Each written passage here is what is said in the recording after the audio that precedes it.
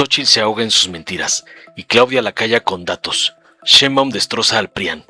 La narco ex candidata del PRIAN, Xóchitl Gálvez, intentó golpear a Claudia Sheinbaum, señalando a los hijos de AMLO, con montajes y mentiras por presuntos negocios en el Tren Maya y Dos Bocas, pero su ataque se desinfló solo al mencionarle a Vicente Fox, a quien la presidenta criticó por negocios para los hijos de su esposa, evidenciando la corrupción con pruebas que el PRIAN defiende. Claudia Sheinbaum, con datos contundentes, recordó los rescates bancarios y carreteros del neoliberalismo, que endeudaron a México para salvar a los de mero arriba. Anunció la condonación de deudas a 5 millones de familias del Fobiste, mientras aplica austeridad republicana. La presidenta Claudia demostró que su gobierno beneficia al pueblo, no a los privilegiados como en el pasado. Veamos enseguida cómo la narcobrutarga Xóchitl es callada por la presidenta por atacarla con montajes contra los hijos de AMLO, como le mandan sus narcopadrotes, el evasor Salinas Pliego y el junior tóxico Claudio X. Fox, que supuestamente iba a ser el gran cambio en nuestro país, y no, pues acabaron siendo puros negocios para los hijos de su esposa. Hablando de hijos, presidenta, se le olvida mencionar a los hijos de Andrés Manuel López Obrador, que vaya que han hecho negocios con el balazo del Tren Maya, con los medicamentos, en la refinería de Dos Bocas, y los privilegios, esos no se han acabado. ¿Qué tal los viajes a Japón, a Europa, puras salas VIP? ¿Y usted no se ha atrevido a investigarlos? ¿Cómo están? Me da gusto saludarles, me da mucho gusto estar con ustedes. Lo mejor que puede hacer un gobierno, alguien que fue elegida por el pueblo y que representa al pueblo, pues es beneficiar a la gente, de manera justa.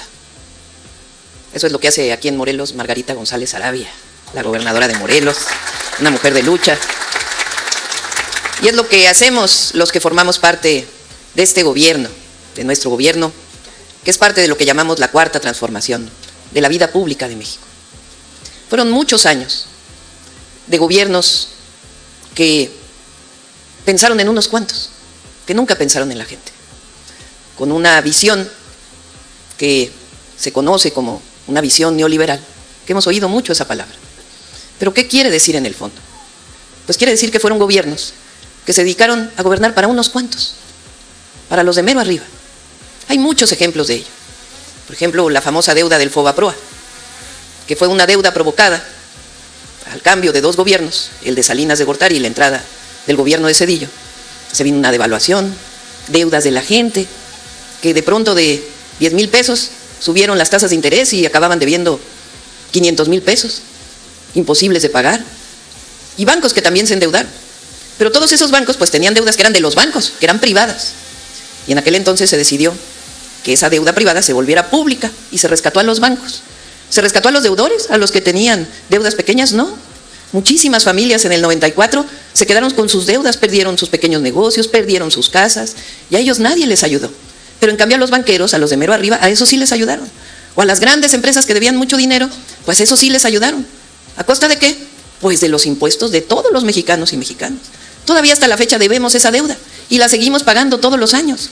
Deudas privadas de los de mero arriba, que se convirtieron en públicas y las pagamos todos los mexicanos. Decidieron también privatizar las carreteras. Y entonces las carreteras, en vez de ser de Capufe, del Estado, pues ahora eran privadas. Pero resulta que esos privados no pudieron manejar las carreteras y se endeudaron. Y entonces ya era un problema para todos los mexicanos. ¿Y qué hicieron? Rescataron a los privados de las carreteras, en el famoso rescate carretero. ¿Y quiénes pagan esas deudas? Todos los mexicanos. Bueno, no bastó con eso. Rescataron las carreteras y las volvieron a privatizar y dijeron, ahora sí las vamos a hacer bien. ¿Y qué pasó? Otro segundo rescate carretero. ¿A costa de quién? De todas y todos los mexicanos.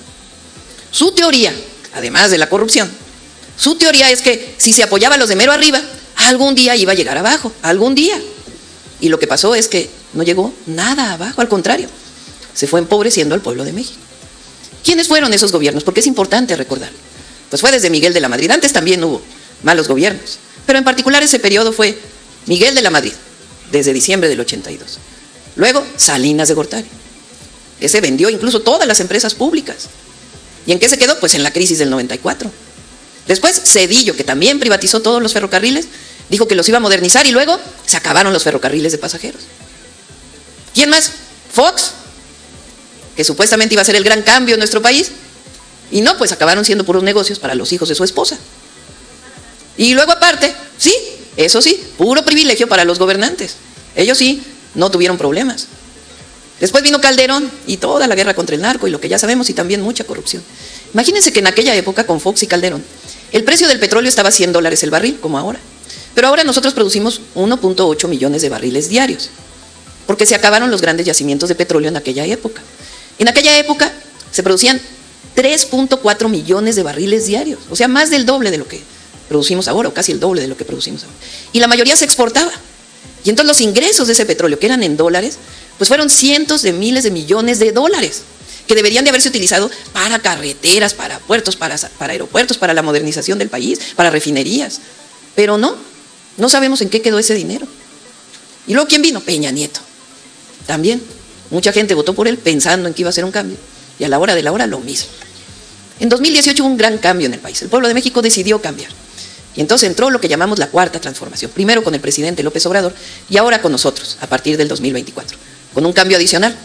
Ahora somos, como digo, llegamos todas las mujeres a la presidencia. Porque por primera vez hay una mujer presidenta. En nuestro país eso decidió la gente. Eso decidió el pueblo. Entonces, en ese periodo, el Fobiste y el Infonavit, que fueron instituciones creadas para darle vivienda a las y los trabajadores de México, pues se convirtieron en un banco. En vez de dar viviendas, solo daban créditos. ¿Cierto o no? Entonces el Fobiste, en vez de construir viviendas, como fue creado originalmente, no, ya nada más daba créditos. El Infonavit, en vez de hacer vivienda, ya no hacía vivienda, ya nada más daba créditos y se ponía de acuerdo con unos para que se construyeran vivienda. Al final, ¿quiénes salieron los beneficiados? ¿Los trabajadores? ¿Las trabajadoras? No. Más bien las empresas que construyeron esas viviendas. Fue tanta la corrupción en aquella época que se construyeron viviendas, se pagaron viviendas y esas viviendas no están ocupadas porque eran huevitos de 20 metros cuadrados. O viviendas que no tenían ni acceso al agua, ni acceso a carreteras, nada. El chiste era construir, construir, construir, beneficiar a los constructores de vivienda y los trabajadores, bien, gracias. Pero además de todo, generaron créditos impagables. Un modelo de crédito que solo beneficiaba, pues no al trabajador, sino a los desarrolladores inmobiliarios y a unos cuantos, porque también hubo muchísima corrupción. Y ese es el problema de los créditos que ustedes tienen. De buena fe, los trabajadores del Estado, las trabajadoras del Estado, pues adquirieron su crédito del Fobiste. Dijeron, bueno, son 70,000 pesos, pues me alcanza para pagarlo, lo pago en 10 años, es poquito lo que me descuentan de mi salario, y pues a lo largo de 10 años ya lo pagué y ya voy a tener mi vivienda. Y ¡oh, sorpresa! Créditos de 70,000 pesos se convirtieron en créditos de 700,000 pesos. Y se pagaba y se pagaba y se pagaba y cada vez se debía más. Bueno, ¿cómo va a haber un crédito que dé una institución del Estado en donde cada vez se debe más? Bueno, pues lo hicieron de tal manera que entonces hay, fíjense el tamaño, 5 millones de familias en México que tienen este tipo de créditos, que los adquirieron de buena fe y al final se convirtieron en deudas impagables. Ustedes lo saben. Y la angustia que eso provoca en la familia y en la persona. Oye, que ya cumplí 70 años, ya no debo 70,000 pesos, ya debo 1,000,000. ¿Y ahora qué le voy a heredar a mis hijos? Pura deuda. Y la angustia de que ya me quiero jubilar, no me puedo jubilar, porque ¿cómo le voy a hacer para pagar la casa? No me va a alcanzar. Entonces, cuando entramos al gobierno, durante el periodo del presidente López Obrador, cambiaron los créditos, la forma de dar los créditos. Y nosotros, cuando llegamos al gobierno, entre Martí Batres, Yabneli, que es la directora del Fobiste, Edna Vega, que es la secretaria de Sedatu, Octavio Romero, que es el director del Infonavit, llegaron conmigo y me dijeron, oiga, presidenta, imagínese lo que nos encontramos. 5 millones de familias que nunca van a poder pagar sus créditos. Entonces les dije, no, a ver, vamos a sentarnos a ver cómo le hacemos para ayudar a la gente. Porque esa es nuestra función, ayudar a la gente. Para eso son los gobiernos, para ayudar, para generar las condiciones de vida para las y los trabajadores de México. También para quien menos tiene. Los empresarios están muy bien y qué bueno que sigan invirtiendo en México. Pero ellos ya tienen sus esquemas de financiamiento. A nosotros nos toca reducir desigualdades y apoyar a la gente. Entonces se pusieron a trabajar y ya llegaron conmigo y me dijeron, sí es factible. Y a muchos se les puede incluso condonar su deuda porque ya pagaron lo suficiente, ya pagaron lo justo. Y entonces son 5 millones de familias beneficiadas con quitas, con descuentos, para que puedan tener su sueño, que es una vivienda. Y eso es lo que estamos celebrando el día de hoy. 825 familias de Morelos y vamos a seguir trabajando solo del Fobiste. Solo del Fobiste, trabajadoras y trabajadores del Estado, que hoy la gran mayoría se les están condonando las deudas o disminuyendo al mínimo, de acuerdo al tipo de deuda que adquirieron. Y eso significa ayudar al pueblo. Benito Juárez decía, Benito Juárez es pues uno de los grandes presidentes de México, un hombre extraordinario, indígena, zapoteco. Él luchó por la reforma del país. La reforma se conoce como la separación de la iglesia y el Estado. Hubo guerra de los conservadores que la provocaron y él con los liberales mexicanos defendieron su punto de vista, acabar con los privilegios y que la gente y el pueblo y la nación tuviera un desarrollo distinto. Vino la invasión francesa, lucharon contra los invasores y al final se logró la segunda independencia de México. Pero él tiene frases hermosísimas y hay una que nos guía a quienes gobernamos con esta visión del humanismo mexicano, que dice: no puede haber gobierno rico con pueblo pobre. Los gobiernos deben de ser austeros y deben generar las condiciones de vida para la gente. Ustedes llevan el nombre, este estado, de Morelos. Morelos escribió aquel texto hermosísimo que se llama Los sentimientos de la nación. Y ahí decía, hay que moderar la indigencia y la opulencia, imagínense, desde entonces. Y al decir no puede haber gobierno rico con pueblo pobre de Juárez, pues eso nos guía a nosotros. Recientemente, por ejemplo, se aprobó ya lo que llamamos el Plan B de la reforma electoral, que aquí están diputados y senadores que ayudaron a esa aprobación. Fíjense lo que hicimos, que tiene que ver con esto. Dijimos, a ver, no por nada, pero ¿cuánto gasta el Congreso de Morelos? Pues gasta más que el de Colima, por diputado. Y con acuerdo de los diputados, de muchos, porque otros no, pero con acuerdo de los diputados estatales. Y así muchos congresos estatales, pues que cada diputado en promedio se llevaba muchísimo. Dijimos, no, hay que bajar.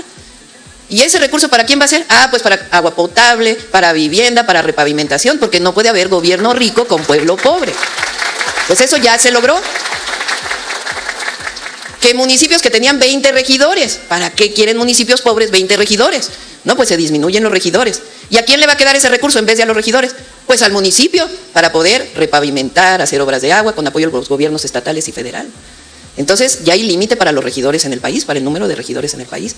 El Senado de la República también se llevaba un montón por senador, pues ya no, ya le bajamos el presupuesto al Senado de la República, gracias a la aprobación del Plan B. Los consejeros electorales, con todo y que muchos ya cambiaron, pues tenían sueldos arriba del de la presidenta.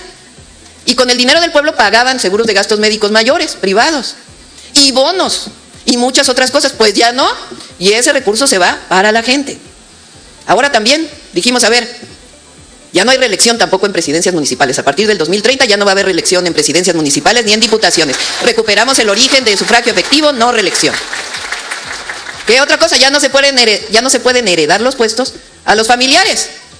Ya nada de que yo fui presidente municipal y ahora le toca a mi hijo, ya no. Si quiere el hijo competir, que sea después, no de manera directa. Eso también ya no existe a partir del 2030 en nuestro país. Se van a ahorrar alrededor de 5,000 millones de pesos. Y luego, otra cosa que hicimos, que es parte de lo mismo. Imagínense que había personas jubiladas de la entonces Luz y Fuerza del Centro, o de CFE, o de Pemex, ya jubilados, o de Banobras, o de Nafinsa, que se llevaban hasta 1 millón de pesos mensuales. Pues ya no, le bajamos a todos esos a la mitad de lo que gana el presidente de la República, la presidenta de la República, y eso ya está en la Constitución. No puede haber gobierno rico con pueblo pobre. Y entonces, ¿qué es lo que ocurre? Pues que ya hay más recursos para destinárselos a la gente. Entonces, el día de hoy estamos celebrando pues un cambio sustantivo. ¿Qué realidad? Ya no deben. Ya se les quitó esa angustia. ¿Por qué? Porque es justo que se les quitaran las deudas, porque ya habían pagado lo suficiente. Así son 5 millones de familias en nuestro país. Y así vamos a seguir gobernando. Pésele a quien le pese, vamos a seguir gobernando para el pueblo de México, porque a nosotros nos eligió el pueblo de México. ¿Y qué otra cosa cambió? Pues ya los créditos se dan de manera distinta, ya no se dan como antes. Y además estamos construyendo 1,800,000 viviendas. Ahora está por aprobarse, no sé si ya se aprobó en el Senado también. Bueno, ya se aprobó en la Cámara de Diputados y ahora va al Senado. Ahora el FOBISSSTE va a regresar a construir vivienda, no solamente a dar créditos, sino a construir vivienda, con créditos accesibles para las y los trabajadores del Estado. Pues me dio mucho gusto estar con ustedes, muchas gracias. Gracias, Margarita, por la conducción del Estado de Morelos, y sepan que tenemos muy claro de dónde venimos y a dónde vamos. Y nosotros no mentimos, no robamos y nunca vamos a traicionar al pueblo de México. ¡Que viva Morelos! ¡Que viva México! ¡Que viva México! ¡Que viva México! Dale en me gusta, suscríbete, activa la campanita y compártelo para que más gente lo vea.